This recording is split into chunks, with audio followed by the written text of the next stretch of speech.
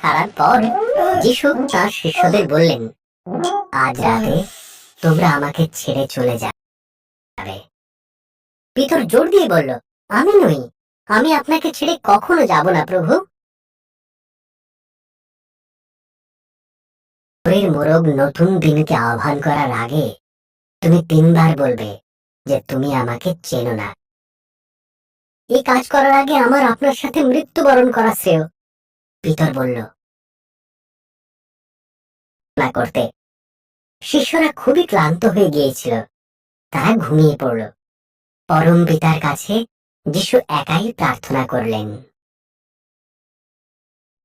তার মৃত্যু চাইছে, তিনি এটাও জানতেন ঈশ্বর তার জন্য মৃত্যুর পরিকল্পনাই করে রেখেছেন। তিনি পরম পিতার কাছে প্রার্থনা করলেন, আমাকে অন্য পথ দেখাও, নয়তো তুমি যা বলবে আমি তাই করব। আলোর রেখা দেখা দিল, চিৎকার শোনা গেল, আর সবাই সতর্ক হয়ে জেগে উঠল। ধর্মীয় গুরুদের থেকে পাঠানো একদল ক্রুদ্ধ লোক এগিয়ে এলো। যিহুদা যিশুকে চুম্বন করল, তাকে চিনিয়ে দেবার জন্য যে এই ব্যক্তিকেই গ্রেফতার করতে হবে, যাকে তোমরা খুঁজছ। যিশু বললেন। তিনি যখন কথা বললেন, তারা পিছু হটে মাটিতে পড়ে গেল। এরপরে তারা যিশুকে গ্রেফতার করে ধর্মগুরুদের কাছে নিয়ে গেল। শিষ্যরাই পালিয়ে গেল, কিন্তু পিতর তাকে অনুসরণ করল।